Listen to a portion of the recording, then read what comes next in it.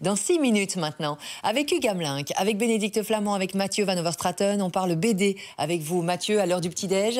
Et une BD, j'ai vraiment envie que vous nous en parlier parce que déjà la couverture est sublime, c'est La Dame Blanche, avec une magnifique couverture et on comprend tout de suite que ça n'a rien à voir avec le dessert qu'on adore. Exactement, la Dame Blanche, forcément, on pense à glace avec du chocolat, mais non, rien à voir.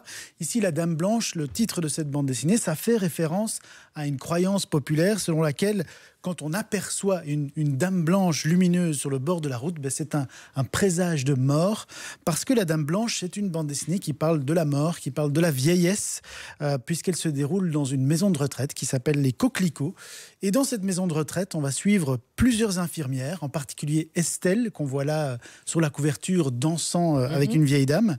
Et Estelle, elle fait tout ce qu'elle peut pour améliorer le bien-être des résidents et pour les aider à vivre au mieux leurs dernières années. Mais c'est clair que c'est un rôle qui est très très loin d'être facile. Et j'ouvre la BD là et ça démarre, c'est assez violent. Hein, ça commence par une scène très forte, une scène drôle et tragique, une scène de toilette mortuaire, lors de laquelle Estelle et sa collègue Sonia sont en train de nettoyer le corps de Madame Suzanne, une vieille dame qui vient de décéder, et on voit tout de suite que ce corps, il est rempli de taches de vieillesse. Et juste après, en fait, Estelle, elle a la tâche difficile de prévenir la famille, évidemment, puis d'accueillir les parents, et tout ça en continuant à s'occuper des autres résidents de la maison de retraite, qui forcément accusent le coup d'avoir vu une de leurs amies disparaître. Donc c'est difficile pour Estelle parce qu'elle tisse des liens très forts avec les vieilles personnes. Alors pour tenir le coup, en fait, elle garde un souvenir de chaque personne disparue.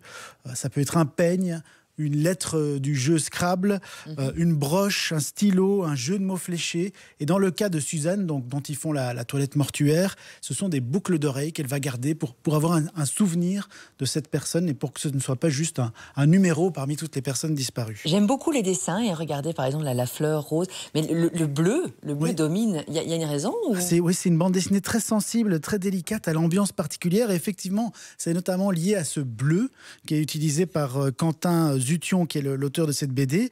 C'est une couleur froide, c'est un peu une couleur glaciale comme ça. Et en même temps, l'auteur ajoute aussi par moments des touches de couleur dans sa BD pour montrer qu'il y a évidemment ce côté mort, c'est la couleur bleue, mais il y a aussi toujours des moments de vie pour ces personnes parfois perdues, parfois abandonnées, parfois malades, mais il y a quand même encore des moments remplis de joie et de vie. Et quand c'est le cas, alors il y a des couleurs, notamment des très jolies fleurs qui apparaissent dans la BD. La maison de repos, c'est pas facile à aborder en BD, non ? Non, et c'est un sujet qui est de plus en plus souvent abordé en fait en bande dessinée. Bon, la bande dessinée traite de tous les sujets, mais clairement, les maisons de retraite, on a vu quelques magnifiques BD ces dernières années. Il y a notamment eu la BD Ne m'oublie pas, qui était une des très très bonnes BD de l'année passée, qui parlait d'une vieille dame qui s'échappait de sa maison de retraite. Lié à Alzheimer. Il y avait aussi une autre BD magnifique sur Alzheimer qui s'appelait La tête en l'air, que je vous conseille également. Mais cette BD-ci, elle est un peu différente. Et la force de cette BD, c'est qu'elle ne se concentre pas forcément sur les personnes âgées, mais elle se concentre vraiment aussi sur le personnel soignant, en rendant hommage à ce personnel soignant, parce que c'est quand même une profession dont on parle très peu et une profession essentielle.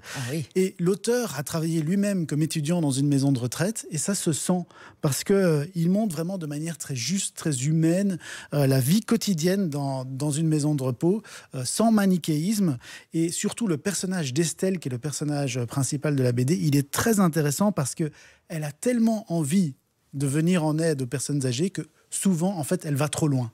Donc, par exemple, elle se fait passer à un moment donné, il y a un vieux monsieur qui est triste que sa petite fille ne vienne plus le voir. Elle va lui envoyer des messages en se faisant passer pour sa petite fille. Donc là, elle transgresse un peu le... Elle va un peu trop exagère, loin. là. Oui, tout à fait. Déjà, quand vous avez dit elle garde un souvenir de chaque pensionnaire, je me disais... Mais ça, c'est compréhensible. Enfin, je veux dire, c'est une non, mais c'est ça qui est intéressant. Il n'est pas à elle, le peigne. Non, mais c'est ça qui est intéressant avec ce personnage, c'est que c'est ni blanc ni noir, c'est humain, en fait. Oui, c'est ça. Bien sûr. Elle n'est pas présentée comme héroïne parfaite. Elle a des points forts, mais elle a aussi des gros points faibles. C'est ce qui vous a plu dans cette BD, c'est la crédibilité, peut-être. Et le côté très humain aussi, clairement. C'est très touchant, c'est très émouvant, c'est très sensible. Donc c'est vraiment une BD bouleversante, pleine d'humanité. Si vous êtes confronté à la vieillesse, aux maisons de retraite, etc., je pense qu'on va tous y être confrontés un jour ou l'autre dans notre vie. Clairement, c'est une BD passionnante à lire. Un récit puissant sur la fin de vie aux éditions Le Lombard, La Dame Blanche de Quentin Zution. Merci beaucoup Mathieu pour ce bon plan BD. Nous sommes le 14 janvier.